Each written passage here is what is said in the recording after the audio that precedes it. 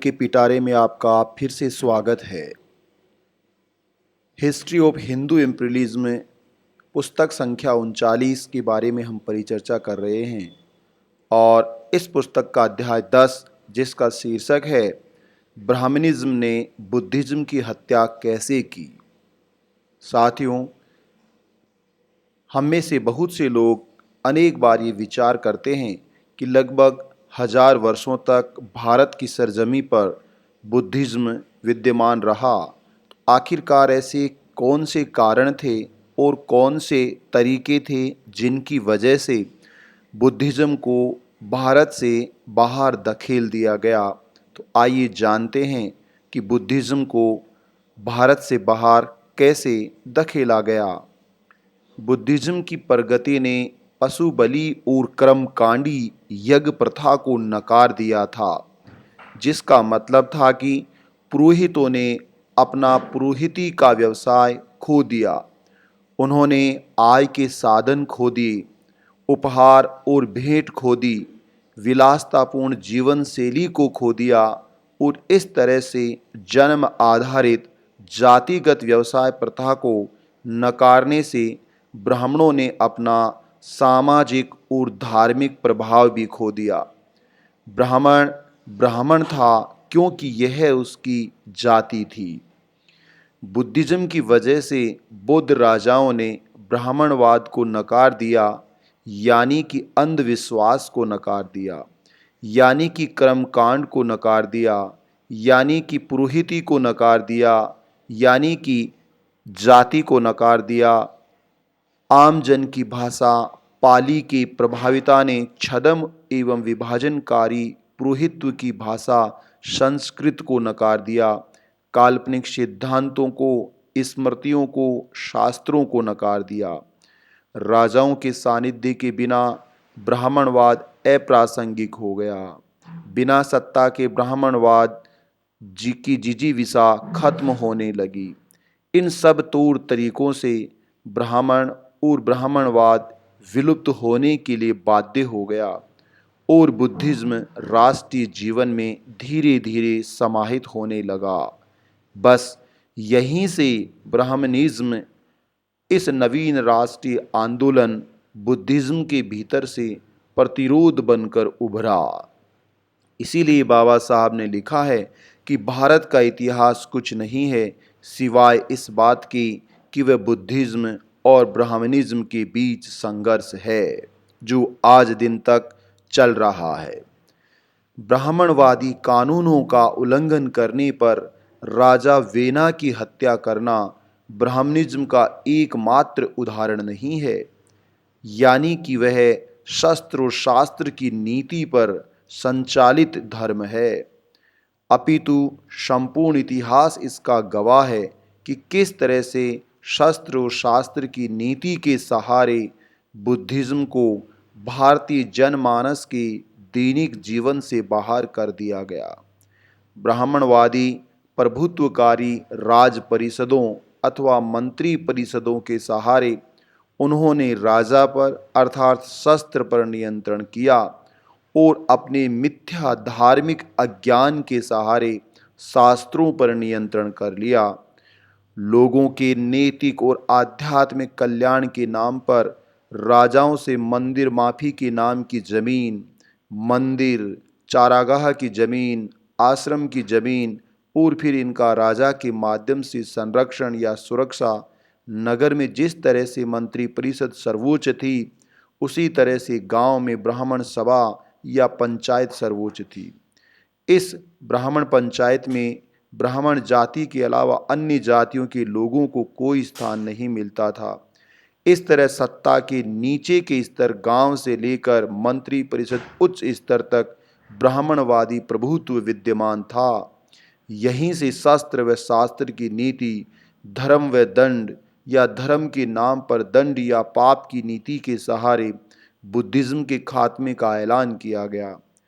अपनी इस नीति को अंजाम देने के लिए उत्तर पश्चिमी क्षेत्र में विद्यमान ब्राह्मण राजाओं ने विदेशी आक्रांताओं का साथ लेना आरंभ किया, जिनमें यूनानी, सीथियन, चीनी, हूण, टर्क प्रमुख विदेशी आक्रांता थे।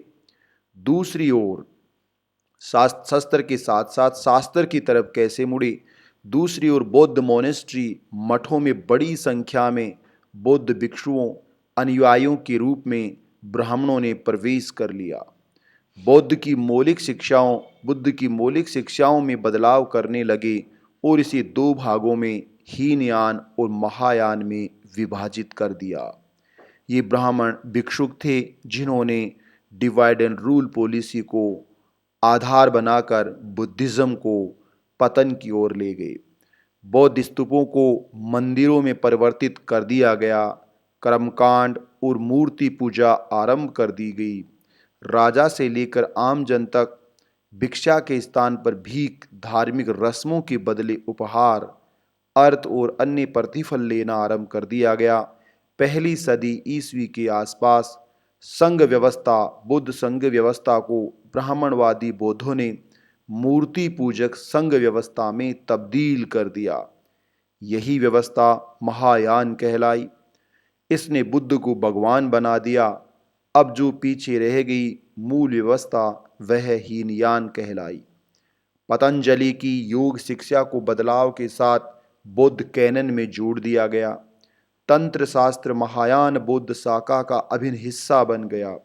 ब्राह्मण नागार्जुन महायान दर्शन का प्रमुख प्रणेता, नालंदा विश्वविद्यालय का मुख्य पुरोहित और योग का सर्वेश्वरवादी रहस्यवाद का संस्थापक बन गया। इस तरह से देवी काली और बुद्ध के योग में रहस्यवादी मिलन आरंभ हुआ। उसने घोषणा करते हुए व्यक्त किया कि ब्रह्मा, विष्णु, शिव और तारा को ब्राह्मणों ने वो गुण प्रदान किए हैं जिनकी वजह से वो पूजा के लायक हैं। इस तरह से ब्राह्मणों और उनके विदेशी समर्थकों के हाथों में चलकर बौद्ध संघों ने अपनी पवित्रता को हमेशा के लिए खो दिया, जिसके परिणाम स्वरूप बौद्ध धर्म हीनयान और महायान शाखा में बंट गया और इस विभाजन ने भारत से बौद्ध धर्म के खात्मे का पहला कदम तैयार कर दिया। ब्राह्मण इस वैदिक धर्म के पैरोकार बन बैठे और उन्होंने स्वयं के पुजारी या पुरोहिती के पेशे को पुनः जन्मजात जाति के रूप में संरक्षित एवं संवर्धित किया, जो आज भी जारी है।